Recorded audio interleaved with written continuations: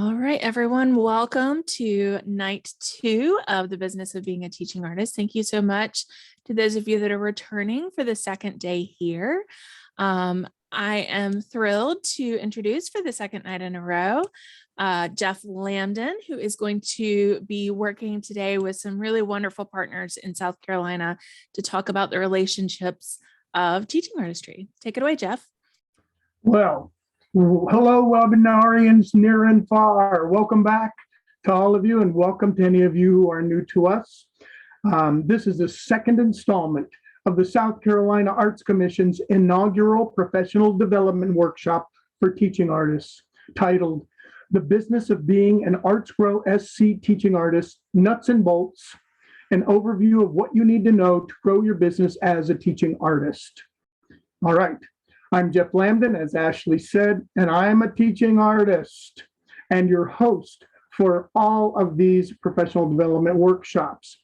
Now, joining me today will be, and you've already talked to two of them, Ashley Brown. She will be chiming in at time and again, and she is the Deputy Director of the South Carolina Arts Commission.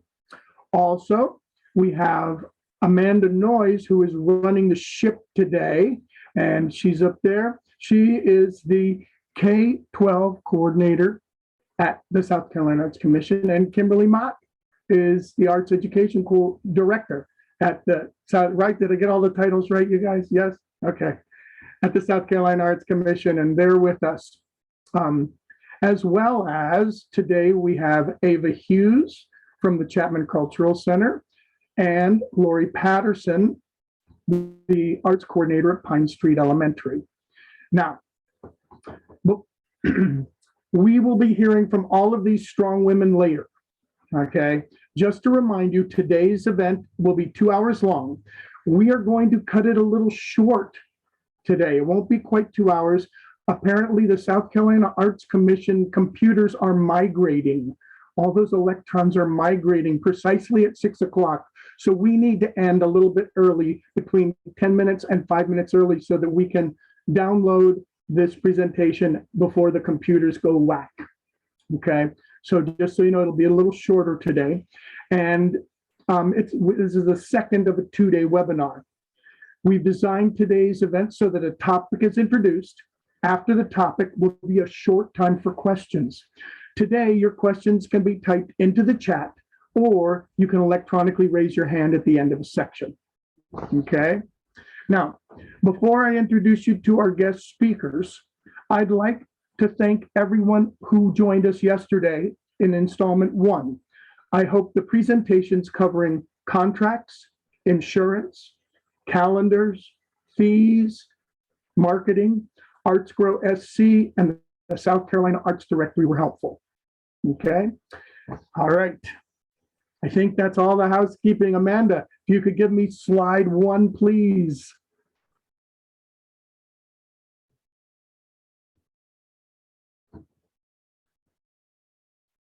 All right. Again, please realize this is a 3-year project of professional development for teaching artists. This first webinar is an overview of the business of teaching artistry. We hope to get to all of your questions during the question times, but if we don't, feel free to email me at this email address, willie@mindspring.com, or call me at this number. That's my cell number. So I will respond, and I'd be happy to. All right, if I could have the next slide, please. As Amanda mentioned, in future workshops, we'll dive deeper into all of these subjects we're covering in this inaugural workshop. Now, all the workshops that are webinars like this one are being recorded, and you will be available in the future on the South Carolina Arts Commission's YouTube channel. And there's the email, the internet address of that.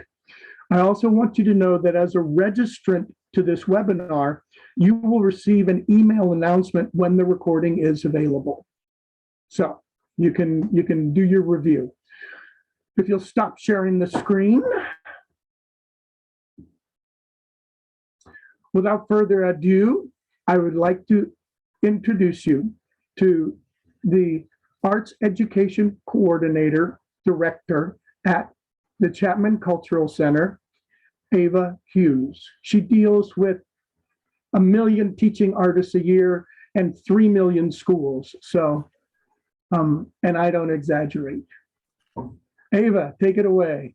Okay, let's have the first slide. And it's what I'll be talking about today will be some forms that we use when we hire artists to do residencies. And next slide. These are some photographs from some typical residencies and performances that we have in schools.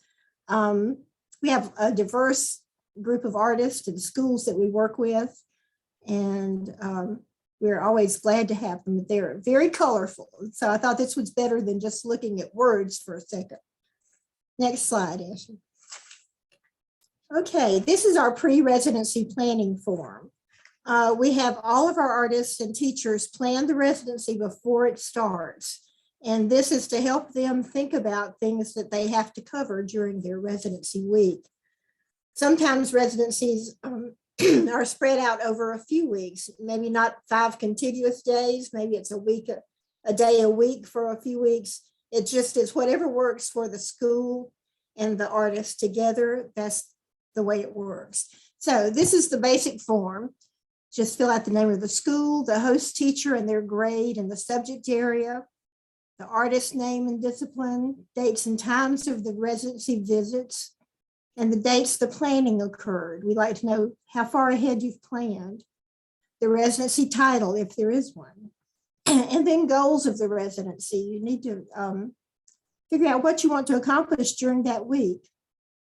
South Carolina arts education standards to be met and other academic standards. This helps the artist and the teacher identify what they want the students to learn during the residency week. And what knowledge and skills must students already possess in order to be successful during the residency? What do they need to know before the artist comes that will help the residency go smoothly? And then residency activities for both the artist and the teacher, because this is a joint thing. The teacher stays in and works with the artist during the residency week. How is it going to start? What's the middle of it going to look like? And what do you want it to conclude with? And then teacher responsibilities between artist visits. That's usually for if the residency is spread out. How are you going to contact each other, and what responsibilities does the teacher have to do before the artist comes back?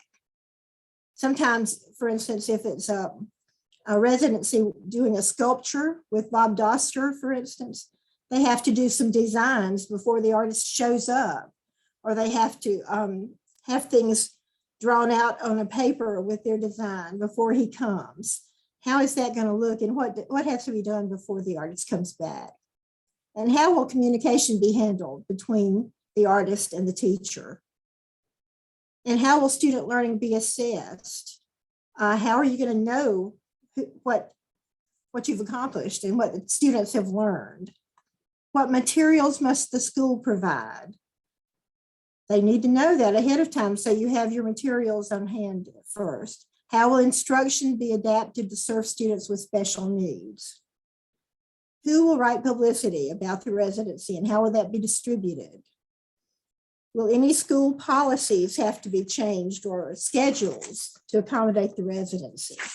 And has that been approved by the administration at the school? You need to have that done ahead of time. For instance, I mentioned Bob Doster's residency. He brings a plasma torch, so he has to have a 220 outlet to plug that in. And it can't be in an enclosed area. It has to be in an open area. So have all those things been arranged before he gets there? It really helps things to run better if they have been arranged. Okay, so this past weekend we had 5 shows in 48 hours. 5 shows. 28-hour shows in 48 hours. Is everybody hearing that? Just me. And that'll be the end of it. But it's really a lot of fun. Good. Amanda, Yeah, can you mute that nice. participant? Thank you. Okay, sorry. And for those policies and procedures, I see a couple of lines are not showing up, but has a contract been prepared by the artist and all signed by all parties? So all of that needs to be done ahead of time. And next slide. Ava, really quick, we had a question in the chat bar. Someone is asking, who fills out this form, teacher, school, or artist? The teacher and the artist fill it out together. Sometimes only one of them will submit it to me, but they discuss this before it's filled out and given to me. This has to be a joint effort. And here's the post-residency assessment form. And basically it's just, did you meet everything you planned to do in the planning form? But we also have, we need to know the total number of students served. That's the additional line there, but everything else is just assessing, did you do what you said you were going to do in the planning form? And we also, down in the form, we ask, what did the teaching artist learn? What did the classroom teacher learn? There are always lessons in every residency week. What were the elements of the planning process that had the greatest positive impact on the implementation of the residency? What elements were least helpful? What were the logistical successes or shortcomings? And then we ask for them to send in any publicity that may have happened during that week. Next slide. This is just my contact information. If any of you would like to talk with me or get some more information about anything, I'll be happy to help any way that I can. So questions or comments, Jeff? You can take the slide down now. Jeff, you filled out this form many times. Yes, I have indeed. And well, here's something I'd like to say. Arts Partnership has this form. When you work in Columbia for the Arts Council, they have a form and they are not the same. Many organizations have their own form. And as a teaching artist, we don't get to pick and choose which one we use and which one we don't do. A lot of this paperwork is required so you get paid. So do the paperwork you're given. That, we don't get to choose it. Here we go. How soon ahead to send in a proposal before the residents? Is this all Spartanburg school districts? This is the form that I use for any residencies that we help sponsor. A lot of our schools, particularly the ABC schools, set up their own residencies and have their own requirements, and they don't come through me. So they have their own forms and their own things to do. Good. And then Anita has asked, what are some other examples of successful residency programs? Anita, I need a little clarification. Do you mean by teaching artists or the big organizations like AVA's that exist? What do you want there? I'm perusing the chat. Can you hear me? I'll just talk. My idea is if I were to come in to do a residency at a school, what kind of projects would be most beneficial to students? Or if you could give me some examples of projects that have been done and the goals of the project. So just to get a better idea of, how, so that I can get a better idea of how I could fit and how I could help these kids and what kind of program could I provide for them in a residency? Okay, that depends on the school and the grade level and what they want to accomplish during that week. We have writers who come in to help with literacy, and they work out with the teachers about what area that they need help with. It may be writing essays, it may be writing poetry, it may be reciting poetry or reading in front of a class. And then there are other residencies, for instance, the sculpture residency I mentioned, they always have a product at the end. And there are mural residencies. It just depends on the school and what they want to do with the artist. So I don't know how to really answer that, because that's where the planning comes in. Right. If I may, I'm going to talk a little bit about that, about communication with your sponsor, finding out what the school wants and needs a little later. And that's what Ava's trying to say, is that every sponsor in the when you converse with them, you find out what they need and then you adapt what you do to what they need. And it involves choosing the standards. It involves which grade level you work with. It involves all of that. And that whole part of your teaching artist planning process. I'm going to talk about that later today. And also, when schools contact me, a teacher may contact me and say, I need somebody to help us do visual arts with the 4th grade.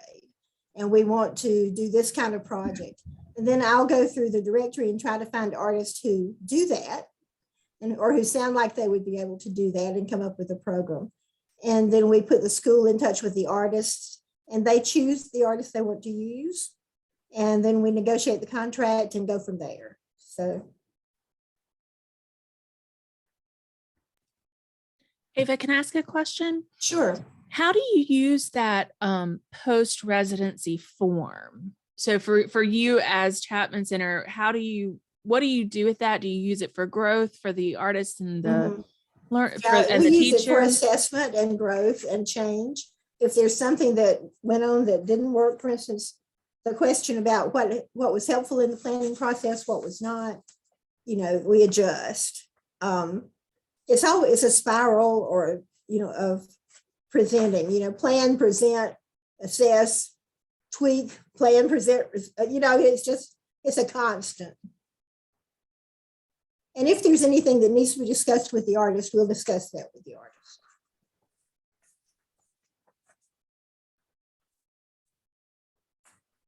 I will say in over 40 years of doing this kind of work, I've only had to let an artist go one time before the end of the residency. And so I think that's really good. And that was in the early years. That was in the 70s. So things are good. Excellent. Well, thanks, Ava. That was terrific. All right. Now we're going to move on. I'm going to introduce Lori Patterson. Lori Patterson is the music teacher.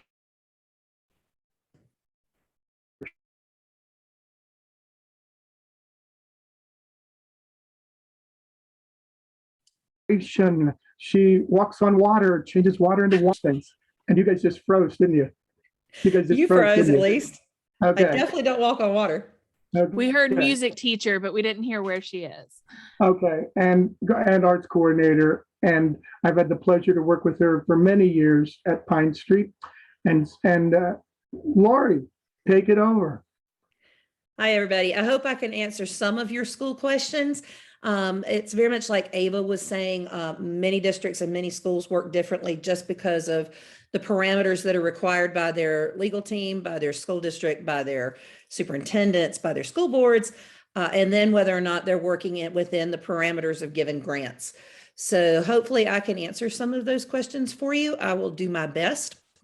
As Jef said, I'm at Pine Street Elementary. This is my 12th year at Pine Street School.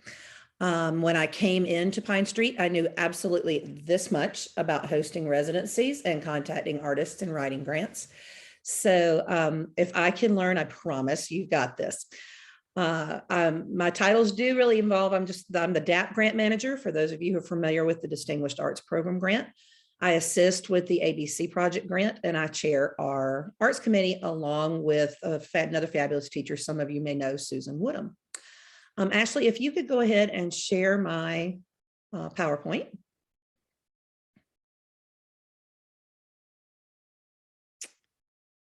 So look, there's me. All right, next slide, please. So how do we find artists? We definitely can contact folks like Ava, that is for sure. But in a generality piece, I look on that directory an awful lot. Which is what hopefully you guys are working to apply for. And we talk to each other a lot. I called around a couple of years ago. We had determined that we had a need to do some culture that was particular to the state of South Carolina to enhance the South Carolina profile of the South Carolina graduate. We went looking for either face jug pottery or sweetgrass baskets. And I started calling everybody I knew in the southern part of the state. Your reputation and what you do in a building is massive. As far as being on your best behavior, You are your best commercial. You are your best advocate. You're also your worst. So be very aware of what your reputation is leaving, because we do reach out to each other and talk. The arts directory, which I hope you have either been on or are going to get on, is how I find the majority of my artists. I'm going to go to that site and I'm going to search by, if I'm looking for somebody in music, I'm going to pick the music category and go to school, go looking. If I'm looking for creative writing, I'm going to select that area, and the arts directory will segregate those out for me. So do be aware that much of the funding that many of the schools use, we can't hire you if you're not on the arts directory. Now, if we're using PTO money, or maybe we're using a different donor or a different means of paying you, that's fine. But if we're using many of the state supported grants, if you're not on this directory, I'm afraid we're not going to be able to employ you. It restricts our grant funding. If you could go to the next slide, please. Now, so this is something, this is legitimate. These are actually things I took directly off of the directory before I made this presentation. I'm also, my main job, what I do all day long, is I am the music teacher. I am not paid to work on our arts grants. I don't get any extra time to work on our arts grants. So I've got my 30-minute planning period, and I'm supposed to find an artist. So I go search it in the directory. Here's choice 1 and choice 2. So you tell me, I now have 7 minutes left. Who am I going to read? I got to tell you, folks, choice 2 is looking pretty strong right here, right now. Next slide, please. So as you're getting together, you're posting for the arts directory. What we're looking for, because most of us, let's face it, we're in a hurry, and we are a drive-through nation, and we like bullet points. See the bullet points on my presentation. Cut it down and tell me what you do. Tell me why you do it, and tell me what I can expect. Give me your primary discipline or the disciplines you teach. I can tell you, if I pull up somebody that says that they come in and teach music and visual art and creative writing and drama and dance, I'm a little suspect.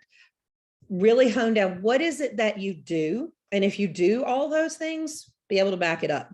Tell me what areas of the state you will work in. I have an artist that say that they will work anywhere. I call and contact them, and they say, oh, well, I don't like to drive to the upstate. Then don't check upstate on your specialty areas. Please specify exactly where you're willing to work or drive to get there. Keep your about section brief, as you saw in the slide I gave you before. I'm looking for concise, and I'm looking for informative. I don't need where you went to college. I don't need your entire biography listed for me. That's fabulous. And if I want more information, I may ask you. But what I'm really looking for is, tell me who you like to work with. Or do you really enjoy elementary kids? Do you have a passion for working with middle school writers? Is there an area you really like? If you don't mind working K-12, that's great, but give a little bit about maybe why you like elementary, why middle school is good, and why you also enjoy high school. Get me some ideas of why you're going to be a good fit for my school.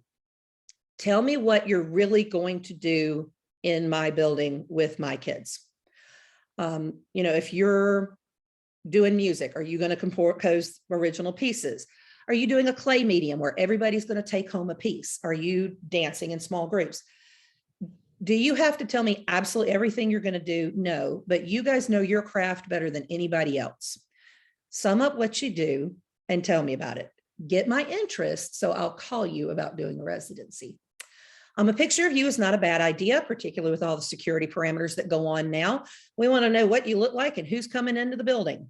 That is a good idea. It shouldn't be 15 years old. Just saying. References are awesome. The directory has started putting references at the bottom. I believe it's at the bottom. Somebody is welcome to correct me if I'm wrong, of your page. And that's actually a really good idea, because like I said on another slide, we do talk to each other.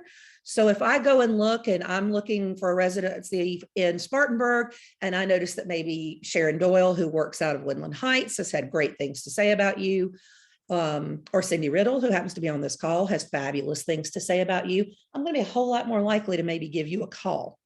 So if you can get your schools and places that you do residencies, if it's not a school, to give you a reference when your time ends, that can speak very loudly to us too when we're on our now 6-minute planning period trying to find you. Next slide, please.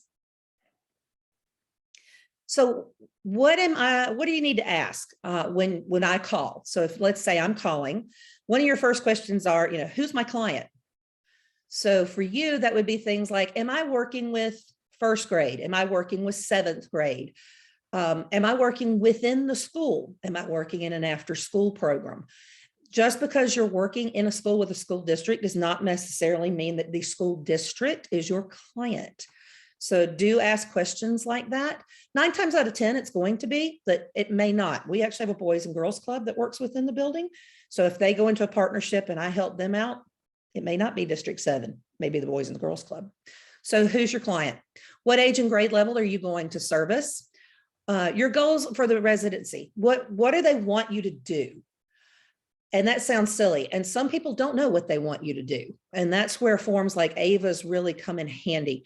Do they want you to see the same group of kids every day and produce a product by the end of the week? Or do they want you to give them a different experience every day? And that is going to combine with what do you do as an artist with what we need as a school? And hopefully we can make those things match.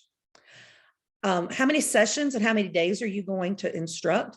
Ava mentioned not all schools do 5-day residencies. We don't at Pine Street. Normally that is our big one. We do 5-day residencies. However, I have done 3. I have done a 1, which is not necessarily a residency, but you do come in. So how long and how many days, how long during the day are you going to instruct? You'd be surprised. What is the pay structure or how are you getting paid? For instance, at Pine Street, I'm using 3 different sources to pay my artists, 2 of which are grants and 1 is a PTO where we're very fortunate.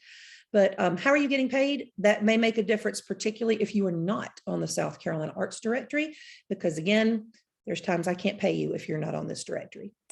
Change screens for me, please. So we want you to know, we want to know from you, population groups you work with, please don't tell us, oh, I work with everybody. Tell me a little more about that, please. The worst thing that can happen is when you have somebody come in who says, oh, I work great with 4th graders, and they come in and 11th grade would have probably been their better niche. Be very specific with us for that. And don't, if you're not comfortable working with kindergarten, tell us you don't like working with kindergarten. What do you usually instruct with that target population? So we just had kindergarten. So if I'm offering a kindergarten residency, and that's what I want to talk to you about, do you happen to have a sample lesson plan you can show me? Do you have anything where you've worked with folks in the past where you can say, hey, here's what I did and here's what I'd like to do? That's something wonderful. I know Jeff has got some of those and they're very helpful when we're trying to find someone. If you've got that sample lesson plan, that's not a bad idea to have ready to pop out to a site. Are you willing to work with us to develop a specific experience? So I think that's going to one of the questions that Ava was asked. Sometimes we have very specific needs. As we write some of these grants, we have to denote a standard that of the arts that we are working on that year. Where is somewhere that we feel like we need to focus? So I know in my area this year, we had said that 4th grade students needed to work on history and culture and making connections. So I'm looking for my artists to do some lessons with history, making connections to their current world, identifying how that works with the profile of the South Carolina graduate. Some schools will just give you a carte blanche. Some schools are going to tell you, here's what I need and here's what I want. Are you willing to develop a specific program to do that for me? Or do you just have a set program that you do with everybody? If you have both, great. But if you have one or the other, that's something to let us know. Do you have experience with this type of residency? That doesn't mean we're not going to hire somebody that hasn't done this before. It just means tell us what you have done and how we can help you make this the best experience, not only for you, but for our students. Next slide, please. Fees, payments, and expenses. Folks, this is my largest nightmare as a grant manager, I have to tell you. Please know your standard fee. Set up a standard fee that you might charge. You need to include your fees for including the number of classes specified. Jef may be able to speak more to this than I can, but whether you teach, you charge for this many classes a day, or you teach for this class, and I teach, I'm just gonna make up a crazy number. I teach for $100 a class. I'm gonna teach 6 classes. I want $600 a day. You can get that. You let me know. I'm coming to work with you. But please know that. Include any performances outside of just teaching your residency if that is requested. We have an event, well, we haven't since COVID, but at Pine Street, we have an event one of the nights of our residencies where the artists come back at night and work with our children in many sessions and show parents what we've been doing all week long. We call it the Evening with the Arts. So if you would charge more for that above and beyond your residency fee, please know that. If you have travel fees, please put it in your fee. Hotel fees, if you're staying outside of your area and you need that to be included, or any supplies you have for your class. Next slide, please. Do keep our budget in mind. This is where the money is a nightmare for me as a grant manager. When we're working with grant funds, folks, they are limited. I wish there was a grant money tree, but there's not. If I tell you I can pay you $2,000 for your residency, I'm quite literal. I have $2,000, take it or leave it. That's, I don't know how else to put it. Many times if they're approaching you with a grant, it can't be your fee plus your supplies, plus your travel, plus something else. That's just not doable. If you're quoted a payment and you do need to negotiate, the time is now, not once you've entered an agreement. If you can't do something for a residency because it's outside of the parameters of what you can either afford or make happen, say no now. That's just not feasible for me. Is there any negotiation room? And if they say no, then say, well, thank you so very much. I look forward to hearing from you in the future. But if they say they can't, they really mean they can't. Next slide, please. So once you've entered into a contractual agreement with your location, just like I was just talking about, please don't call and say you need more money for whatever it is you need, unless it was some sort of emergency that came up. Folks who came in right before COVID, which we happened to finish our artist in residency in 2019, just before the shutdown.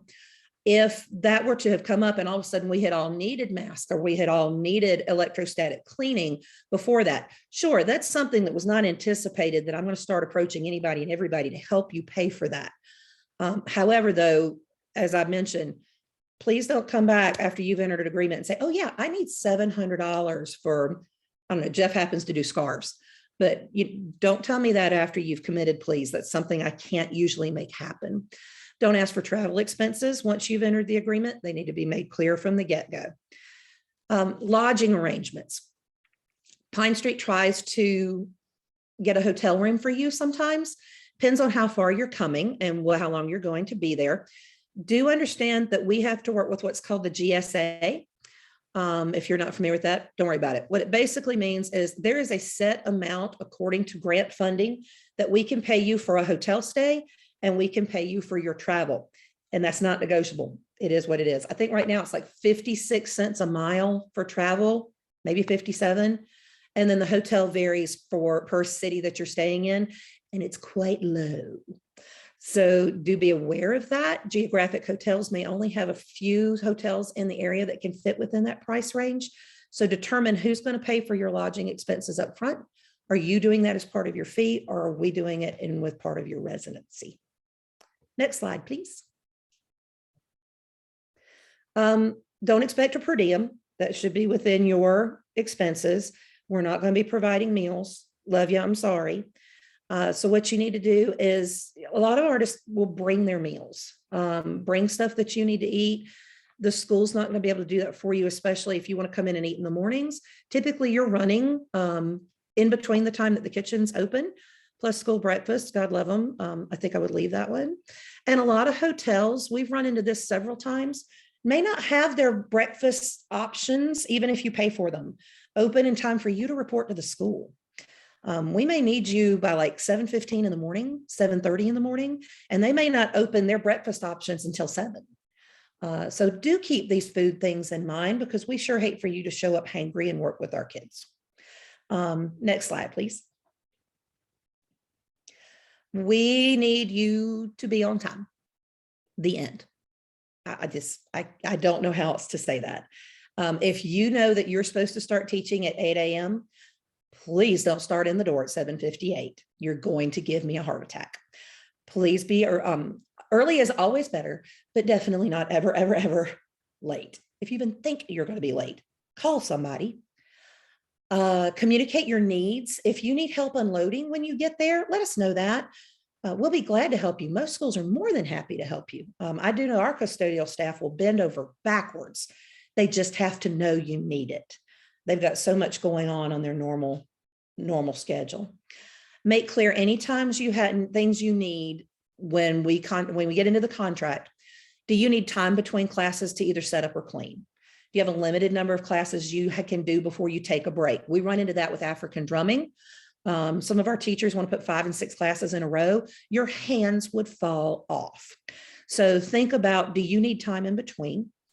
Are additional hands needed to complete your work? In other words, if let's say you're doing a visual art and maybe you're making clay and the students are going to need some help rolling and pressing the clay, or we need somebody to come in and do that. Make that clear, and most schools will be more than happy to help you. With your space and location, think about the space you need. Do you need the desks moved? Do you need a larger room? Do you need a PA? Do you need a sound system? Do you need a smart board? Those things are not always available immediately. Make sure you communicate that. Next slide, please. Liability insurance. I think Jeff may have hit some of this yesterday. This has become a real thorn in my side in the last 3 years. This kind of hit Spartanburg 7. I was made aware of it when I went to get out contracts 3 years ago. They do require that most teaching artists, this is not every district by any means, but do ask. Many districts now require you carry $1 million in liability insurance. Jeff has actually helped me with getting folks in contact with some insurers. If you need that, I'm sure he'd be glad to help you through an email or questioning. There are organizations that may provide liability insurance, things like the National Art Association, Scaperd.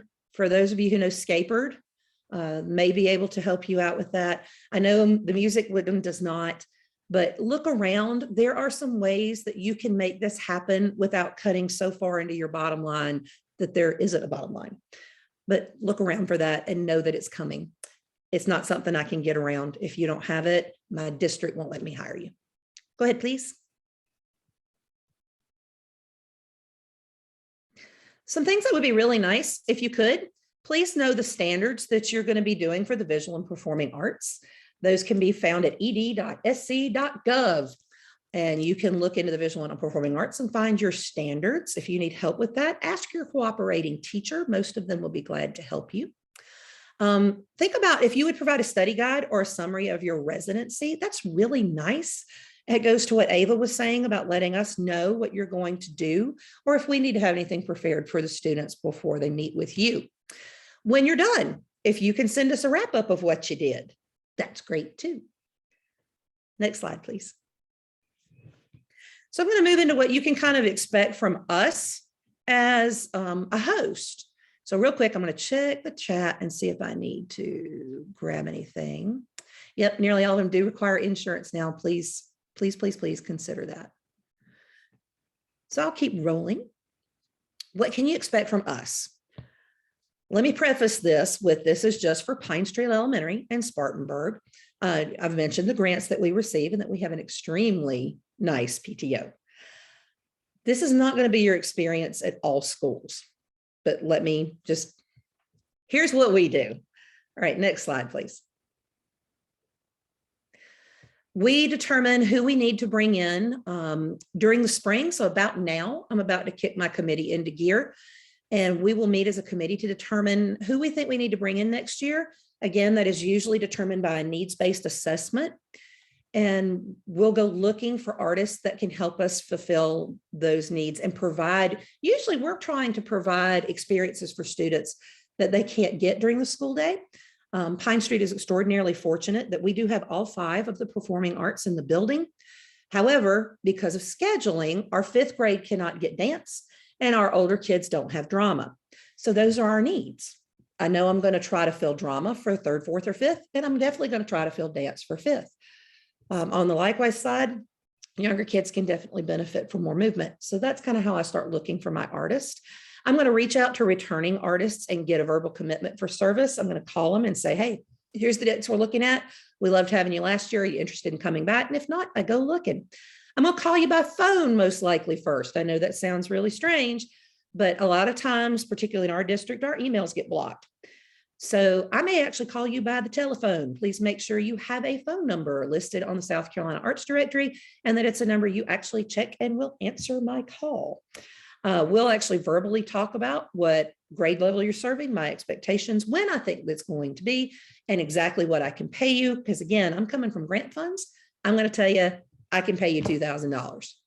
And that's where I'm going to be standing. Next screen, please. Most grants, if you're being paid through a grant, are issued soon after the start of the school year, but do know that's not always the case. There's been some upheaval here and there in yon in former years, and sometimes we don't get our grant money or know about our grant award until late October. So don't panic. Hopefully your grant manager will be in touch with you and let you know, hey, hang on. We're really trying to get your money, but I'm not going to enter a contract with you until I know I've got my money. But if you feel like, if I'm late, let's say it's November before I find out, and you feel like you need to take a different residency, I'm going to completely understand that, but please let me know. Contracts are going to be issued for us. Our contracts are determined by our legal department with Spartanburg District 7.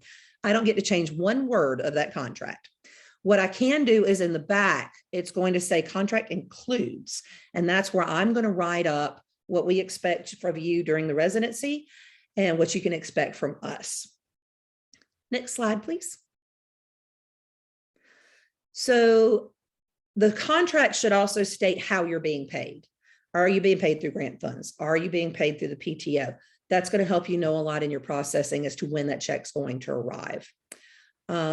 If you have additional fees, that also needs to be stated now. So if you worked out with your person in contact that, yes, I'll take your $2,000 fee, but I really need $700 to pay for clay. That needs to be in that contract there. Any payment that you're expecting, please make sure it's in your contract so that everything is fair for you and that we are respectful of your needs, and you as a professional, you get paid for the work that you do. So make sure that it's laid out there for you. We do expect our transportation costs to be covered by that fee. So do know that if you approach me wanting travel, unless you're getting on an airplane, I'm going to tell you that's included in my offer. Next slide, please. Hotel residencies. Not everybody can do this, but we try very hard to budget it in our expenses. If you're coming from more than 45 minutes away in the Spartanburg area, we're going to try really hard to get you a hotel stay. It's not included in the fee. It is above and beyond your contract, and it will be stated in your contract that we're paying for it and what we expect to pay. If we do the hotel reservation for you, don't change it. That's a mess. We will handle that for you. Next slide, please. Contract deadlines. Negotiate. If you look at that contract and you're like, wow, this is not what I agreed to, you need to contact us quickly, and we need to negotiate it before you sign it. Folks, don't ever sign a contract and then try to say, I need to make changes. That's just not a good idea. Our legal department is very, very persnickety. We made a change this year since I have Jeff on. He has no idea about this, but I do. I changed how I was paying him with one of the grants. I had to redo the entire contract on my end. So do be aware, if you got something you don't like, change it now. Please return it by the specified date. If I don't have your contract by the date I ask you to have it, I'm looking for another artist. Usually your school will file your contract with whomever it needs to be filed with for you, return it to your managing host, and they should process that for you. Yes, keep a copy for your records, or you can ask for one and I will get it back to you. Next slide. I will reach out, or hopefully somebody will reach out to you 2 to 3 weeks prior to you coming, and I'm going to give you a schedule. I'm going to send you what we think we're going to do. Take a look at it. If you don't like it, you need to make changes. Tell me as soon as we can. I'll go back to my teachers. We'll try to make something happen. Most folks are so glad that you're coming, and they try to be accommodating, but do know that there's a lot of things going on that you may not be privy to, things that you don't think about. Things like special education pullout schedules, things like children who leave campus for special services, teachers who have to have professional learning communities on certain days of the week, so that time gets changed. Let us know. We'll try to work with you. I will make sure if we got your hotel, I will send your hotel to you, and I will have that paid before you arrive. If you have any other needs that have not been discussed or met, I'm going to check with you. You sure you don't need help unloading? Are you sure you don't need special lighting? What is it that you need? Do you need additional cleaning equipment? I'm going to do all that 2 to 3 weeks prior to you arriving. Next screen, please. We understand that emergencies do happen. If something happens in your life and you simply can't fulfill your obligation to come, you need to let me know immediately. Please don't let me know 3 hours before, unless it is a 3 hour before emergency. If you can, and you're not under some sort of emotional duress, if you can go ahead and tell us, hey, look, I got plenty of dates in April, or it's going to be tight, but let's talk about March. If you can give us some ideas, we'll try to work together. If at all possible, please don't say, I'm just not coming and we can't reschedule. That's going to be really difficult. If that is the case, approach it as soon as you possibly can. Next slide, please. Like I said, we provide assistance loading and unloading. For Pine Street, you have a host teacher in the room with you, and they should be there at all times. It is that host teacher's job to answer questions about the building and to handle the discipline of the students in the room. That should not be your job as an artist. Now, if you want to handle the discipline in the room, and that is some sort of rapport you're trying to establish with your kids, that's great. Kind of give us a motion and we'll back off. But otherwise, we're going to handle that for you. And some districts do require that a district employee be in the room with you. It is a legal requirement in many districts that somebody that actually works for the district's in that room with you. It's kind of like having a substitute teacher. Please don't be offended. It's not that anybody doesn't trust you. It's actually more for your protection than anybody else's. We provide a gift bag. Our PTO is kind enough to throw a gift bag. Jeff's giving me a thumbs up to throw a gift bag together. We came up with this about 6-7 years ago. And sometimes it's been as simple as a little bag from the Dollar Tree, and we put mints and water and a snack, and I don't know what else has been in there, Jeff. And sometimes it's been as heavy as you get a school t-shirt and a nice water bottle. And this year I noticed they put local honey in the bags, which I thought was really cool. But they try really hard. We want you to feel welcome. We're glad you're here, and we're going to do anything we can to make this your home for the length of your residency. Next slide, please. We are also going to give you lunch one day. I did say bring your own food, and I really did mean it. But if we have it in the budget, we try really hard to provide a meal for you, at least one of your lunches during the week. We've done that 2 ways. It used to be we always did a potluck, and it was actually a lot of fun. We've done sandwiches and subs and salads. We've done all kinds of potluck soups because ours is usually in January. With the advent of COVID, that all went by. So we budgeted to cater lunch from one of our local sponsors in education, one of our partners. And we try to do that for our artists each year. Next slide, please. We do the Evening with the Arts at a grade level video. I was mentioning this a minute ago. Hopefully we'll get back to the Evening with the Arts where we actually do a live session on a Thursday evening. And that's another 1.5 hours that you would be contracted to work with us and showing off your stuff for our parents and our stakeholders. What we've been doing the last 2 years is grade level videos. Those will come out and they'll be posted to our YouTube channel, and you can actually use them for publicity for you to show what you have done with your students, and you can use them to send to somebody of, hey, look what I do. And we certainly don't mind that. It is public domain once it's on the YouTube channel. Next slide, please. We do try really hard to get better. Not everything is perfect. And even as long as we've done it, things just don't work for you or don't work for us, or maybe they were super. I want to know. So the week you finish, I'm going to send you a survey, and I'm going to ask you to give me suggestions about the residency. How can we make it better? Tell me about your overall experience where you made feel welcome. Was your schedule okay? Were the children appropriately behaved and prepared? Was your host teacher nice? Tell me about the hotel, if you stayed in a hotel, and any other comments you want to give me that can improve a residency, even if it's you coming back. How can we make that better for you? Next slide, please. So this is me and how to contact me. I'd be more than happy to help you. Again, this was a huge learning curve for me, as being my 12th year. I've been in charge of the Artist in Residence program, I think for 9 years now, maybe 10. So I'm more than willing to help you. I'm more than willing to give you any information that I have. I love to see new artists coming out into the schools and working with the kids. Nobody likes to get stagnant, but here we are.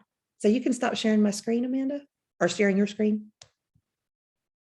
And I'm back. So how can I help? What do you think, Jef? Well, what questions do you guys have? That was a lot of material. Good stuff, Lori. What do you want to know? Sheila says Pine Street School is an awesome place to conduct a residency, and Lori is great to work with. Thank you. I appreciate it. We try really hard. I threw a lot of stuff at y'all, but when Jef and I discussed doing this, I thought, what do they really need to know? And I hope I hit what you really kind of need to know. You're welcome to unmute if you want and throw a question out there. Yeah, what do you want to know, everybody?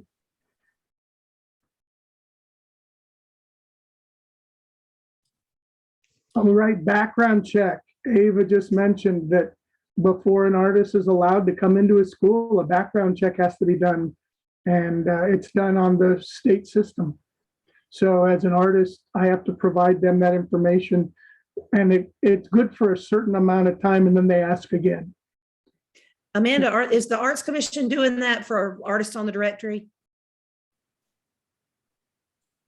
Really, you would know better for that. Do we, for the, to be a certified teaching artist is a background check? I think from what I know, they do it if you're listed on the directory and you're certified. I'm pretty sure. We don't. You That was don't, something that we okay. were hoping to do several years ago when we built out the new directory and the certification. But what we discovered was whether we conducted it or not, different school districts have different requirements. And so it was sort of multiplying efforts. So we decided that was something to kind of leave up for the individual schools to work out with the individual teaching artists. In all honesty, I've never had to run one. I don't know if they just go off of the contractual agreement and if they're just trusting us, or if somebody runs it and I don't know about it. That very well could be that when I put a contract in, they run you. I'll be glad to find out. I don't know. I think they run it, Lori. Okay, you think District 7 runs it I once the think they contract do. goes in? That's very probable. Otherwise, they wouldn't allow, nobody would verify the contract, if that makes sense. Once you guys turn in your signed contract and I sign it and I turn it over to the district, that's probably what happens is before they validate it, they probably do that. And also some schools still do it when you sign in the office and they copy your driver's license and they. Oh, that's going to send it. happen. Yeah, and they're going to send it in, so. Lori, can you talk a little bit about what you would recommend? So working with ABC schools kind of comes with an extra layer of special in that you do have a grant manager or someone who's designated within the school to focus on this kind of work. And it's a gift to the school and a gift to the teaching artist. Can you or Ava, either of you, make some recommendations for these folks of what to do if you're at a non-ABC school as far as these bits of communication? Who's the best person to work this out with, to kind of work out these higher administrative things? Ava, what would you say? Well, for me, when a school contacts me, I try to work out a lot of this with them before they call the artist, but we encourage all of this to be done before any contract is signed and before anything is in writing. For other schools, usually it's the teacher that contacts you about the residency. You need to be prepared with some of these questions to ask them. If they haven't done a residency before, you need to know what you need to ask them before you even go in there, because this is a learning curve for them too. And so you need to know your legal things that you need to know. I think Ava's right. I think your host teacher, whomever contacted you, I would assume, and of course we know how to spell assume, but that would be your go-to person. If you're unsure by any means, call if it is a school or even if it's an organization, call back and ask for the person in charge. Call and ask for our principal. Yeah. Call and ask for the director of the, senior living center, whatever it may be, and just say, I have been contacted by Susie Sunshine wanted me to come in and do a residency. I wanted to make sure these were legitimate. And is this who I need to be negotiating with? I wouldn't find anything wrong with those questions. Yeah. I have heard of some artists showing up and principals going, what are you doing here? That's a nightmare.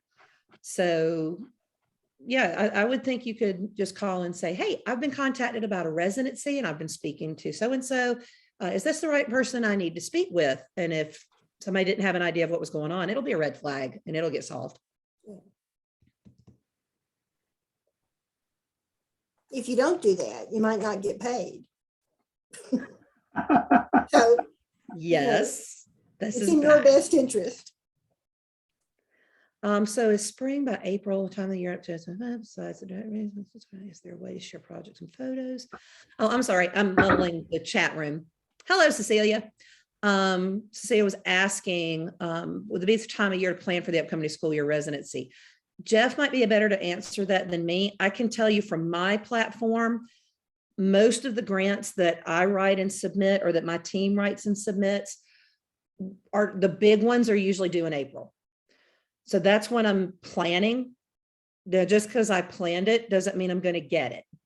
And that's kind of where I'm telling you, I'm going to call you and say, here's what we're looking at. I can't enter a contract with you until the money is given out. But for us, most of our planning is going to happen about now between mid-February and April 1st is when we are planning. And then the other time that's imperative is the very first week that teachers go back for their teacher work week before school starts. So I work with some schools in the spring, and then I work with other schools in August because they will have a committee come in. They might even know their budget then, and they will do it all during that first week, all of their arts planning for the year. So those are the two marketing periods. And then there's always the school that calls in February. Do you have any dates this spring? I have no clue how that happens. Sometimes we find out we have money. Yeah. Sometimes we find out an artist we contracted with isn't coming, or somebody who we thought was coming, and suddenly there's money available. And I don't know, for those of you who are not familiar with all the grant stuff, grant money cannot roll. If we don't spend it, we lose it. So I had a call today from a school that had say, we just found out we have some money left. We'd like to do this. What can you recommend? So Jeff's right. About this time of year is when you're going to start getting those calls. I actually did a budget crunch this morning and we're looking at about $650 left. So I'm about to look around. What can I do with $650? Not a lot. But the other question I saw was, where can I share information about my art form, sharing photos and sample units other than the teaching directory? Jef might be better to answer that, but my suggestion would be if you have a website, if you have a portfolio, an electronic portfolio just ready to go, that way if we contact you, then you can send that out to us to look at and peruse and see what you do. It's not a bad idea to have that anyway, just having a digital portfolio of your work and what you will do so that we can go look at that. If you've been with us and we've done those videos, we don't mind. Hey, look, check it out. I was at Pine Street School and here's a full video on what I did with the kids all week. Ask those schools that you have visited, may I use you as that reference and may I use images of me working with your kids?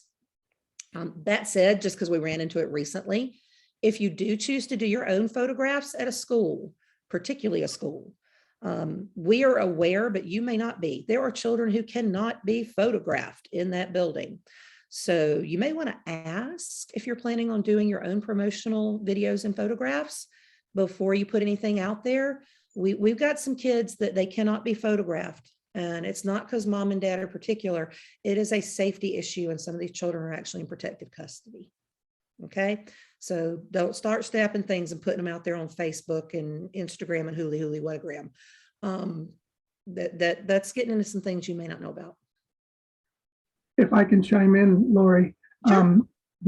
some of the best ways to get your work out there is to have a YouTube channel. That way you can post any videos of anything, you teaching, you creating art, you performing, you doing all of that. Have your own YouTube channel. It's free.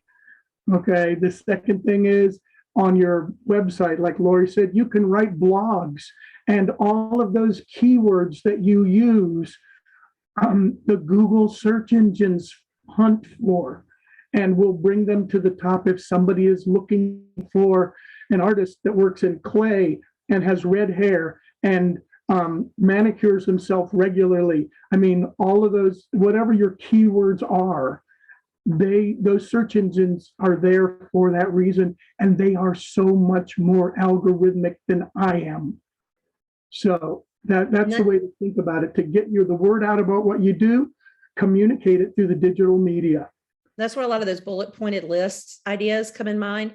If you have a page like where you start your blog or start your YouTube channel, I specialize in that algorithm's going to find those words a whole lot better than if it's having to search through your biography. So do yourself a favor and get short and concise so they can find you.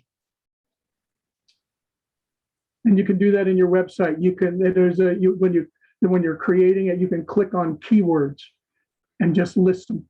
I didn't know that. That's cool. Oh, yeah. I need to take web design. Welcome to 2022. Really? I'm behind. Any other questions for Miss Lori? Here we go. Okay. All right. Thank you so much, Lori. Lori and Ava, I think I'm done for the day because you covered everything so well. We'll give you a wonderful round of applause. All right. And then 1, 2, 3. Thank you. You're welcome. Thanks so much, you guys. That's so rich. Everything you just gave us is so rich, and we appreciate it. All right, everybody. Good luck We've to been you. here for a while. Everybody, either sitting in your chair or stand up. Stand up and stretch up, or sitting in your chair, stretch up. Come on. Yes. And take a breath in and exhale and let the stretch come down. Now stretch to the side. Take a breath in and let it go. And now here's the important one. Twist your spine in some way, shape, or form. You can do it just at the neck, just at the pelvis, the whole thing, or just flop, right? And then pump your legs like they tell you to do in the airport, in the airplane, so you don't get thrombosis, right? We've been sitting for a while. Okay, good. And nobody froze that time. That's good. I made it through. All right. Again, thank you, Ava. Thank you, Lori. After hearing from them, I'd like to spend the rest of our time together considering what they were talking about. The role of the teaching artist in education and how to best translate your work and your art into the world of education, because that's what must be done. Now, here at the South Carolina Arts Commission and Arts Grow SC, we not only want you to be good at your art, we want you to be good at being a teaching artist. That's why we're here. Okay, and I don't know about you, but while learning your art and craft, you were expected to and guided through all of the elements of your art form by your teachers, your mentors, your masters, whoever that was. Now, if your teachers were like mine, they focused on molding me into the best artist I possibly could be. As I told you yesterday, it took me over 10 years to even consider how my art related to education. And that's what being a teaching artist is all about. So let's start there, okay? As a teaching artist, the first thing you need to figure out, and Lori alluded to this, is where you fit in the scheme of things. You're doing your art, right? For example, an artist like me, I'm a mime, right? I fall under the broad umbrella of theater, but I also incorporate movement because I don't speak, so that's dance. I also incorporate circus arts and variety arts in my work, and that falls under physical education. And I also make masks and use masks in my work, and that's a visual art. So you got to figure out where you fit and then play to your strength. Now, if you could give me my first slide, please, Amanda.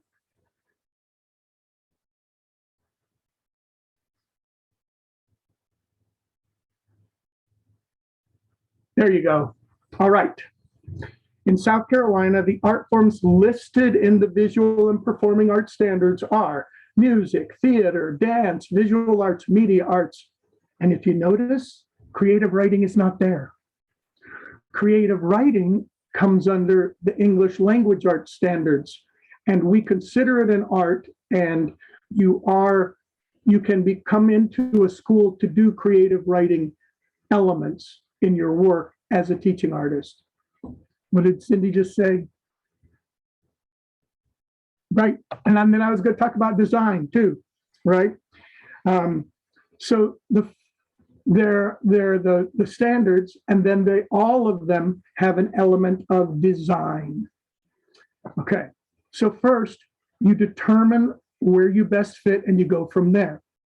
Now, each of these 5, music, theater, dance, visual arts, and media arts, they fall under let me get it right, the South Carolina College and Career Ready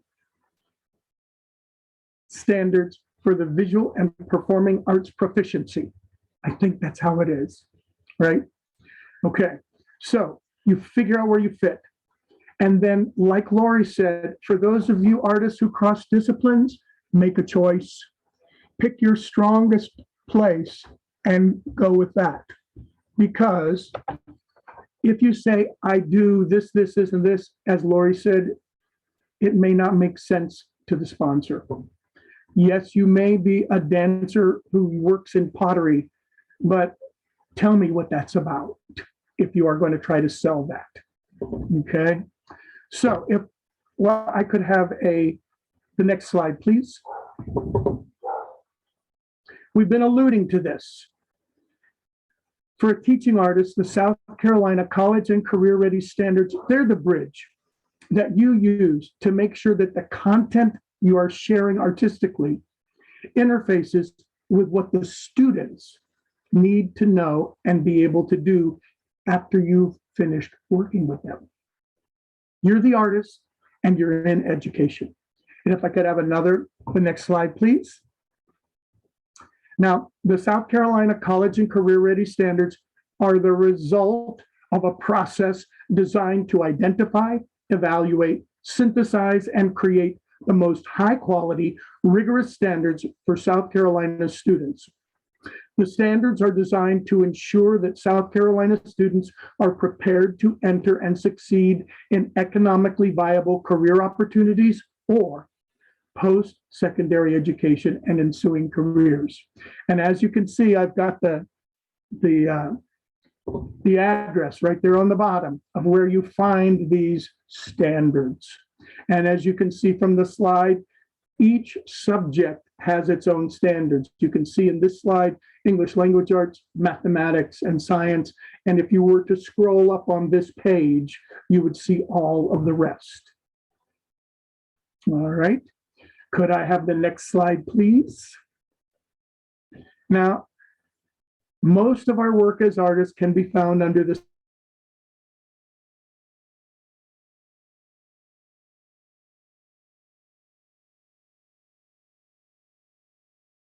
purpose of the College and Career Ready Standards Proficiency is to clarify and define a progression of learning in user-friendly language that learners can easily interpret. This document provides examples of learning targets that can be used regardless of your age, regardless of the class level, regardless of the content studied. This document provides a clearer understanding of what learners need to know to move from one level of proficiency to the next. And these standards are accessible, as you can see online, to parents. These standards are accessible. We use them, teachers use them all the time to prepare their lessons. Teaching artists use them all the time to prepare their lessons. So you make sure what you are teaching is something that that grade level is working on.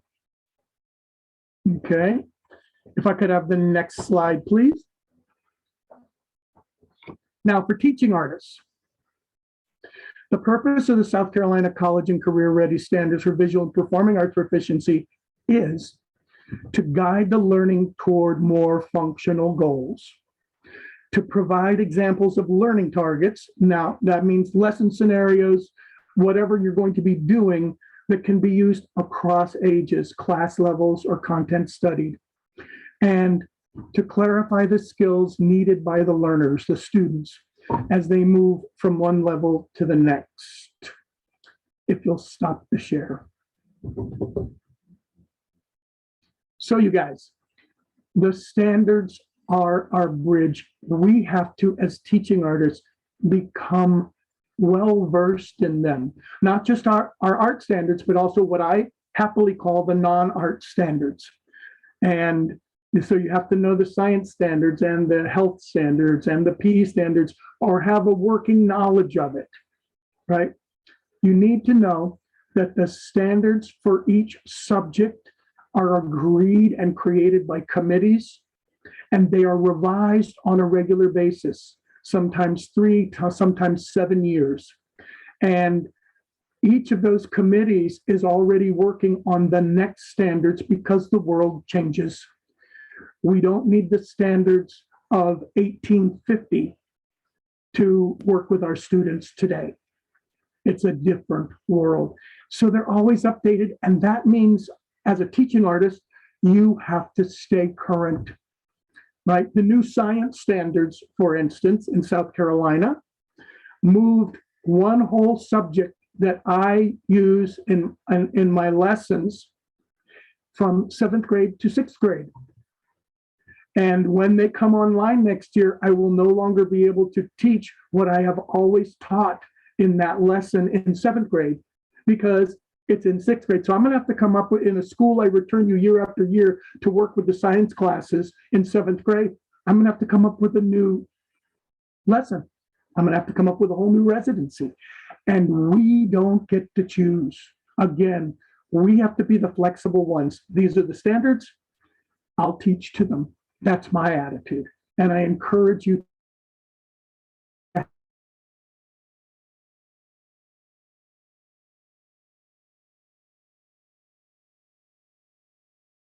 standard and teach to the standard. What questions do you have about this section, about standards? You need to know that the whole next webinar, April 26th and 27th, from 4 to 6 p.m. will be about the college and career ready standards and how they are used by a teaching artist and how they are used by teachers and teaching artists when creating arts integrated lessons. So, like I said, this is just an overview, but what questions do you have? Yes, Lori said social studies changed a lot last year. Well, science is changing this year. And some schools have adopted the new science standards for this year, 21-22, and other schools are waiting for 22-23. So you have to ask at the school, it's all about communication. I was talking about that yesterday. You've got to find out where are they, what are they doing, what are their choices, so you can teach to their standards. We have a question from Sheila. Yeah, can I ask I actually have a comment to make, which is I really have found it interesting reading to read the standards. And one of the things that I think is important is what you need to look for is something that is a direct connection to what you teach, something that's natural, that's organic, that makes sense in terms of what you're already doing. And so, I mean, one example would be if you're a potter, one of the things you could talk about is geography and earth science and, soil science and things like that. And so you look in the standards to find where those are taught in school. And then you say, oh, here's a natural direct connection to what I teach. And then you put that in your proposals and everything. You write that standard in. This is the standard I'm on. Thank you, Sheila. Yeah, find direct connections, and you can do that through standards and vocabulary. What vocabulary do you use, and what vocabulary is in the standards? In all of the performing arts and in all the art standards, they have glossaries that are included with them. So find out where you're connected there, and then they have glossaries in many of the other subjects. Lori chimed in to say the worst thing you could do is use old standards. Yes, if you go in and on your lesson plan to Ava, you are quoting standards from 2010, she knows you're not current, pure and simple. So stay current. It's work, but you got to, if you want to be a teaching artist, you got to do it. Okay. Jeff, can I add to that really quickly? And I know we'll go into this in greater detail in April, but the 2017 Visual and Performing Arts Standards actually are very friendly for teaching artists because they're proficiency based. They're not based on a specific grade level needing to have a specific skill at a specific time. And so there's a lot of fluidity in there with them being proficiency based.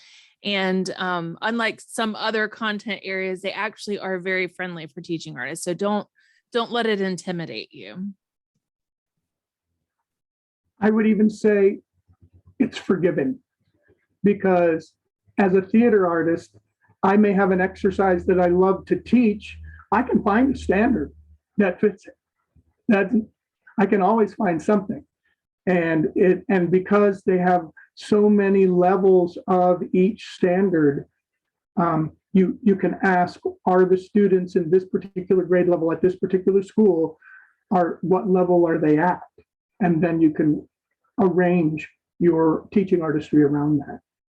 But you're right, they're very forgiving. Okay, so how do you assure yourself that you are sharing your work in such a way as to contribute to the growth of the students you're working with? You communicate. I was talking about the elements of marketing yesterday, but in your marketing materials, make it easy for a sponsor to see the connection between what you offer in a residency and the topics being taught to that grade level.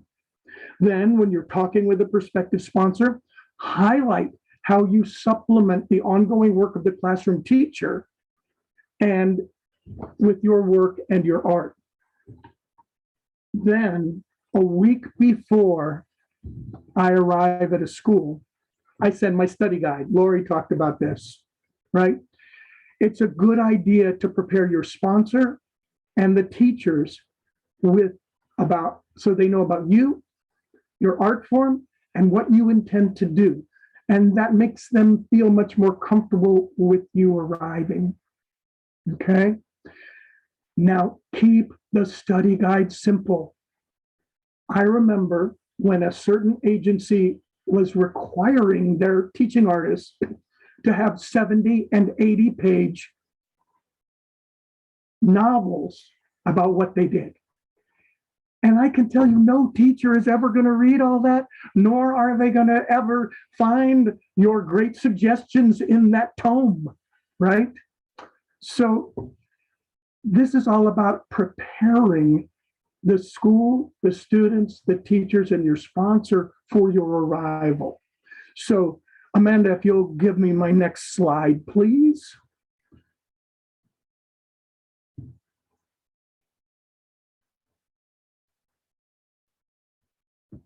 All right.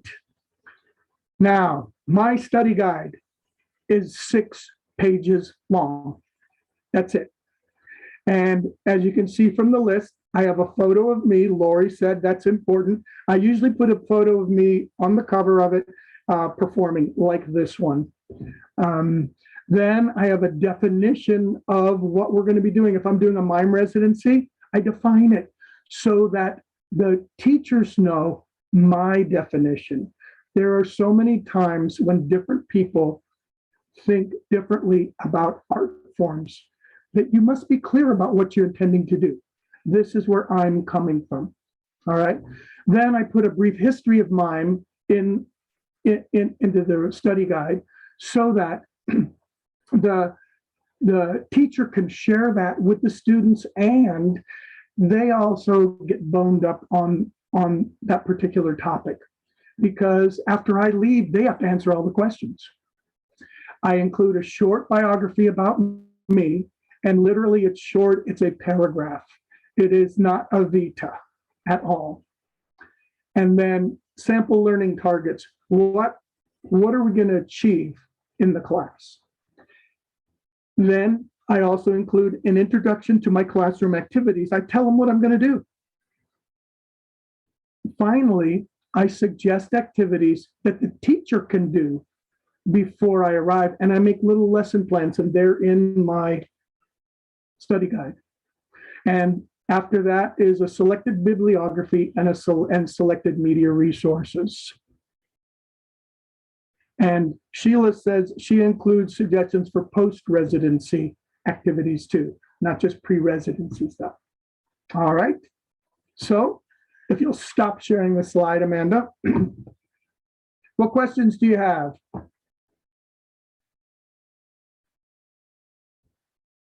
Your study guide.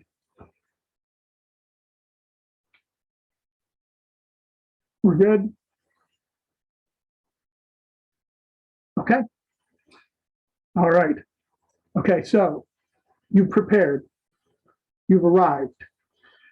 When you arrive in the classroom prepared and ready to share your work with the students, a very helpful document is called a lesson plan. Essentially, a lesson plan is a guide for what your students need to learn, how it will be taught, and how the learning will be measured. As you learned from both Ava and Lori, many sponsors require this before you arrive. They want to see it before you start it, right? And I suggest that as an artist, you remember a plan is just a plan. It's your intention. As artists, we know that a plan is a good outline for what we intend to do, but we also know that we must be flexible enough to take advantage of all the opportunities that arise while we're working. This happens in the classroom also. So we often deviate from the plan in order to make our teaching relevant to the moment. And that's okay. That's okay. Plans are not ironclad. They are just plans. If you could pull up my next slide, please, Amanda. Now, here are some elements that you might include in your lesson plan. What grade level are you going to be working with? And if you know that, then you can find the standards, and the teacher knows, and the sponsor knows where you're going, right? All the materials you're required. This, again, is, Lori said a lot of this, but I want to emphasize it. What are you going to provide, and what do you expect the school to provide, or the boys club, or the camp, or the senior center, right? What are your audio-visual requirements? Are you bringing your computer, and you will find a cable which will meet into their smartboard or other devices? There are tons of them now, right? Or are you going to use the teacher's computer and use a thumb drive? Or are you going to literally write on the whiteboard? Different technology. You have to know what are your requirements. You have to know the room setup. If you let them know the room setup ahead of time, it's there when you get there, and you don't need to waste time moving desks. What handouts do you want the students to have, and what digital handouts are required? You've got to send them ahead of time. If you're going to make the copies, you make the copies and you absorb that cost. If you want the school to make the copies, get them those handouts a week ahead of time, if that's the agreement that they will provide the copies. Digital handouts, you have to make sure that you send it in a format and that the teacher receives it and can open it, right? All of these things. So you have to allow lead time. You can't walk in the day of, all right? What learning targets? What are you hoping to achieve? What elements of the standards? What elements of the South Carolina graduate and the competencies. What are you going to achieve? And then essential and focus questions. Essential questions are big overarching questions that are about your whole residency and the intentions thereof. Focus questions I use them on a daily basis when I'm doing a lesson plan. We're going to do this exercise and it relates to this question. Goals and objectives of a lesson. In order to have a lesson, I say this all the time, and most of you have heard it, you've got to have a standard from which you're working. You've got to know the goals and objectives you hope to achieve, and then you must also provide an assessment to find out if the students actually achieved your goal and objective. You can also include the title of the lesson, but this is a pet peeve of mine. That's usually up at the top of the page. Do not waste your time trying to figure out the name of the lesson. Do all the other work and you will know the title of the lesson when you're planning it, okay? You have to know what arts and non-art standards you're using in the week's residency. You have to know the arts and non-arts vocabulary you are using, because these are what Sheila was talking about, connections. This helps you connect to what the students are doing. And then in my lesson plan, I list the lesson activities. We're going to do this. We're going to do that. We're going to do this, and we'll finish with this, okay? And then how I'm going to assess it, right? It's not learning unless it's assessed. That's an educational mega thought. You have to assess it. So how are you going to assess it? Formative, summative, by checklist, by viewing them. You have to put that in the lesson plan. Now over on the right here, other things that could be in your lesson plan. Differentiation strategies. How are you going to teach to all of the children in a certain class at their all ability level, right? How are you going to do it? What resources will you use or need? Here's one distinct to South Carolina: competencies from the profile of a South Carolina graduate. It's an entire document that the Department of Education has come up with on what they want their graduates to be able to do. And sometimes I include that in the lesson plan so that teachers can see what I'm working on and where they can go with it. You also could include the levels of revised Bloom's taxonomy. This is another educational measurement tool about how the students are thinking while they're taught and how I am thinking when I'm teaching. You can also include Howard Gardner's multiple intelligences, right?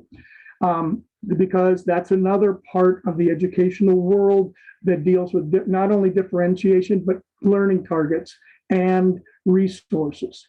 And finally, there's a nationwide concept of 21st century learning skills.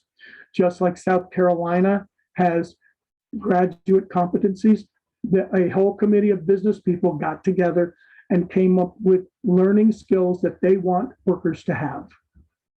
Okay, so be not afraid. Organizing your thoughts in preparation for teaching is the same process you use when you create a work of art. You can begin the process anywhere, just like you do when you create your art. And you can follow the building of the lesson as you would your artwork. Okay, once you've shared your lesson, I encourage you to review your plan and write down any changes you have made, because you will make changes. You won't do exactly what you set out to do. And I use architectural terms. I think of it as my lesson plan and my as-built lesson plan. What did I actually do? And at the end of each lesson, I write it all down. So if you'll stop the share, Amanda. Okay, what do you need to know? Lori says differentiation. Remember, schools may have special needs students, and you may be teaching a class of total special needs students, or they may be integrated into your class.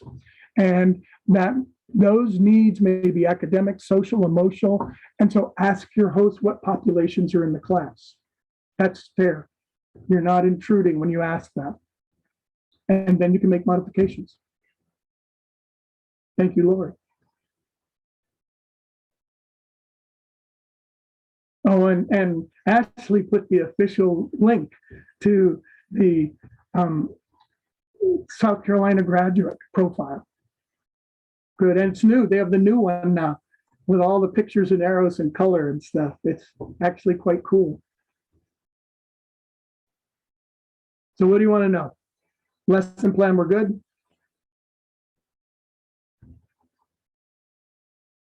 So each 5-day residency would have 5 lesson plans. Yes and no. I make a lesson plan for the week, where we're starting and where we're ending up. Then in the activities, what I hope to do each day, I include that with the focus. I make focus questions and say, we're going to address this focus question on day 1 by doing this. So it is, I make one lesson plan for the whole week. And then, yes, you do make little lesson plans. You are making mini me's out of them. So both yes and no. Is that helpful? Hope so. Great. All right, Jan. So lesson plans were good. Okay. This next slide is exactly what Lori was talking about. If you'll bring it up, please, Miss Amanda.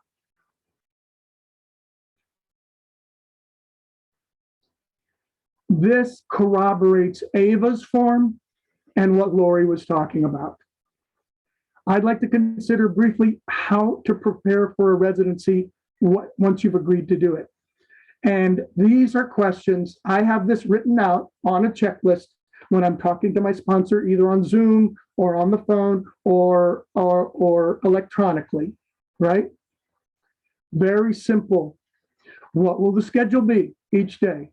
You have to know that so you know when to arrive, because you know how long it takes you to prepare. Will you be able to go to the bathroom between 2 classes or not and be prepared, right?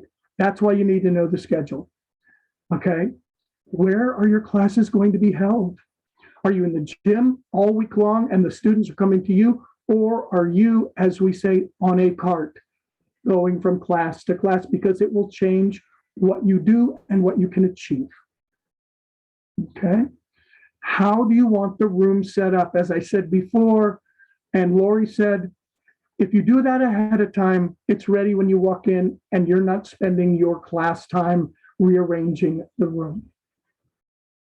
What supplies will you provide for the residency, and what do you expect the sponsor or location to supply?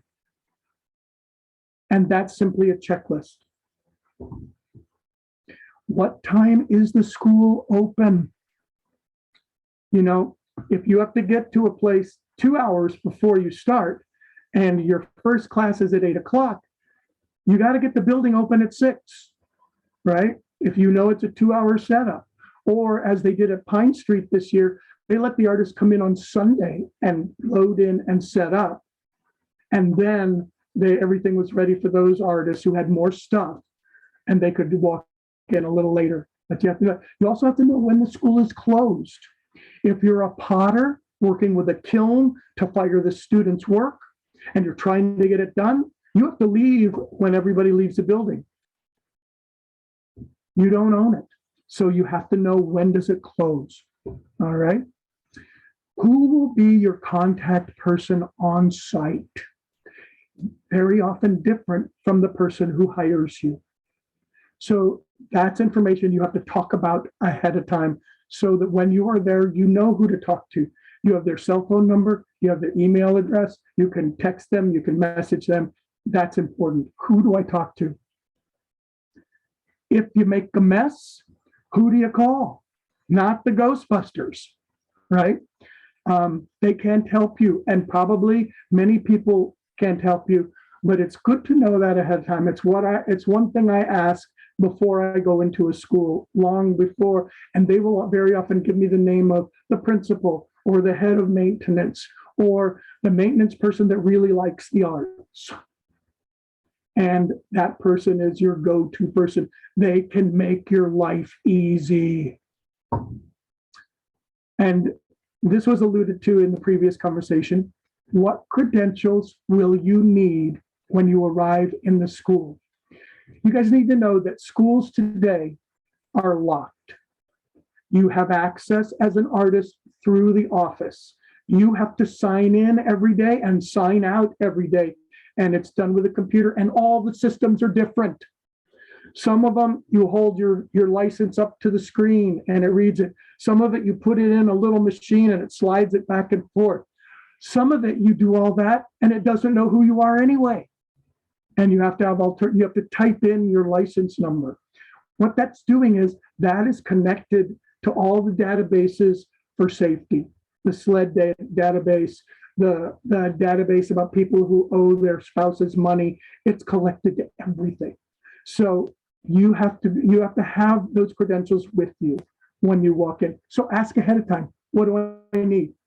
Do I need my driver's license? Do I need a birth certificate? Do I need my passport? Do I need a visa to get into the school? I don't know what they expect, but you got to know what you have to have.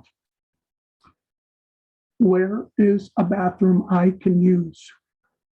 Yes, I know there are bathrooms all over the school marked boys and girls, but where can an adult go for a moment of peace to take care of business?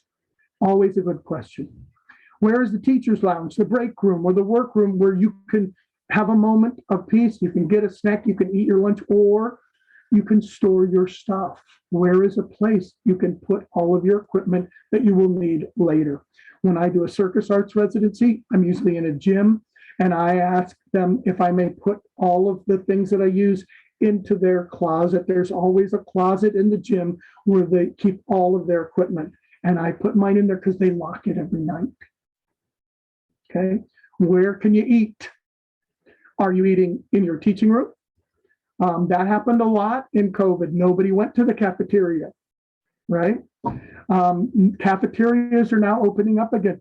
Are you expected to eat in the cafeteria? And if so, do you eat by yourself? Do you eat with the teachers? Do you go sit with kids? Can I eat in the teacher's lounge? Right? Where do you eat? And then another good question, if you arrive and you need to find something you have forgotten, where is the closest place where you can get this? What do you need? And your sponsor will know it, you will not, because you're not in Rome, right? You're doing what they do. And then Lori alluded to this with time, but I allude to it with space. Where can I unload? If I unload there, am I going downhill or uphill to load in? Or do you have carts available for me to lug all my stuff? Talk about it so that it's clear before you arrive. And where do I get to park? Some schools have designated parking areas for each person. Some have teacher of the year and the principal. Some it's free game. Some are marked visitors and they're always full and I'm a visitor. So where do I park? Where do I park? Okay. Will there be anybody to help you unload and load? I have been told more than once our 5th grade students love helping. And yes, they do. They will come out, 14 5th grade students and make a beastly load in one trip. You've got the personnel. Can they help? And then this gets real specific. What type of connector will you need if you want to connect to the classroom device, computer, laptop, to a smart board or other technology? It's different in every classroom. Ask what connector, what dongle you need. All right, if you're using digital stuff, and digital media people have to know this in spades. Okay, will the residency be documented? If so, by who? And who retains the rights? I would encourage you always, if you cannot arrange sole rights, to arrange shared rights so that you have access to that document. And I'm talking about TV stations that come in. I'm talking about the district videographer that comes in. I'm talking about the school annual taking pictures. right? There's a lot of ways that's documented. So, and then the last one down there at the bottom, what follow-up documents do you plan to provide, and or what follow-up documents are you required to provide to your sponsor, the school, the district, or whoever hired you? You need to know this so you can plan to take the appropriate notes during the residency. All right, if you could stop the share.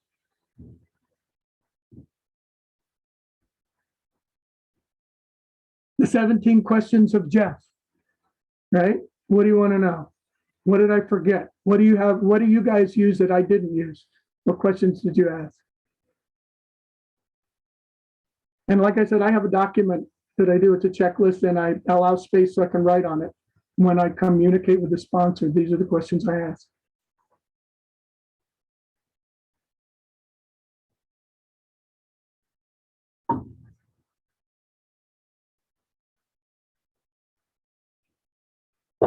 Okay, next topic.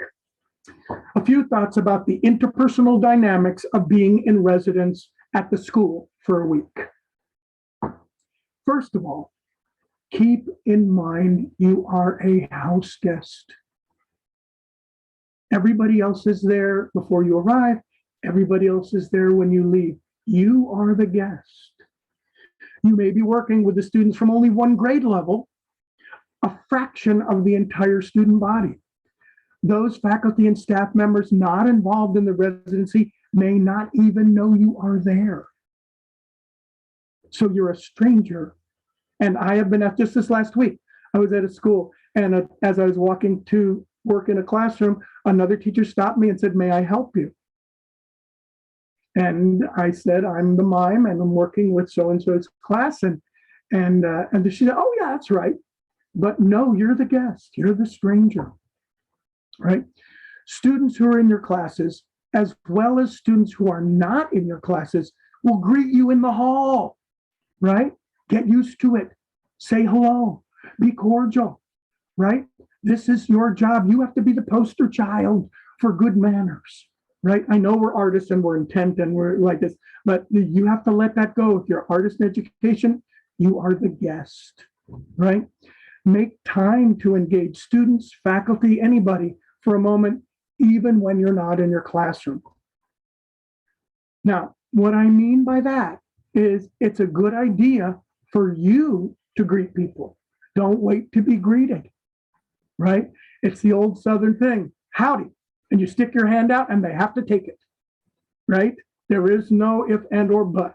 Howdy, I'm Jef. I'm the mime that's come to work with the kindergarten, right? And all of a sudden their hand is in yours, and that's how we do it, right? Be the greeter. Now, your actual sponsor contact may be the only person on site who knows where you need to be when, okay? Certainly introduce yourself to these are the people, write it down. The custodian, introduce yourself. The people in the office that are there every day, introduce yourself, know their names. These people can make your job real easy if you are familiar with them and you have a question. They run the school. Of course, introduce yourself to the principal, right? And what I do when I arrive at a school and I have a schedule, I go before I even start. If I'm going, I go to each classroom, introduce myself to the teacher, and make sure the time on my schedule is what they think they're doing. This is interpersonal. This is a relationship that you're building, okay? Now, if you communicate and build the relationship with all members of the school community, you become part of the community. You become that mime. Oh yes, you're that mime. And that is a role that you are playing, right? Okay. So what questions do you have about being nice? Playing fair. I'll just make Jef smile a little bit. I'm very blessed that when we do a residency, my room is across from the gym where Jef is working. So at class changes, we typically run into each other. So as we always start up, Jef typically does second grade for us. I'm usually have fourth grade. So the kids coming down the hall and you can hear them about halfway to my room. There's Mr. Jef. There's Mr. Jef. I wonder if he's going to blow the conch. I wonder if he's going to blow that horn. There's Mr. Jef. And they get so excited. And Jef always stops and speaks to these kids no matter what we're doing. Hey, how you doing? It's so good to see you again. And they think, oh my gosh, it's like they just talked to Bruno Mars. But this year it was so cool. We have a young man who's new to the school, and he's actually been kind of struggling to get a place and a foothold in. And unfortunately, he has now snapped his leg in about 3 places. So he's wandering around in this awful cast and crutches, and they're lining up outside my room. And lo and behold, Jef happened to walk out, and he took one of those crutches and balanced it on his chin, and made this whole thing out of this young man's crutch. He has talked about that for a month, that Jef, played with his crutch. And the kids thought that was so cool, and how, oh man, you're so awesome. Mr. Jef was messing with your crutch. And so it's little things that, as you work with children a lot, or maybe even with adults, because let's face it, we're all big kids. That interpersonal relationship not only means something to us looking at you as an artist coming back into our building and what you're willing to build, but think of what you just did for that kid who may remember that for the rest of their life, that you took a moment to care about that kid. And as artists, you have an unbelievable opportunity to reach children we don't reach, social, emotionally, and through the arts. So just putting that out there, your smile matters. And that's where I'll kind of leave that. Thank you, Lori. All right, Amanda, we're going to skip the next slide and go to the next one after. You can cycle through if you need to. Yeah, go past that. Okay. Go to the next one. There we go. Yep. Okay, you guys. Now that's what I want to talk about. Instead of doing a survey today, I want to hear, in this process of working on teaching artistry, what do you want to learn more about? What do you want to take a deeper dive into? What do you want to explore more? So if you would, Amanda, get rid of the slide and give me everybody, and unmute or raise your electronic hand, put it in the chat. What do you want to know? This is, what we've done in the first 2 of these webinars, but what do you want to know more of?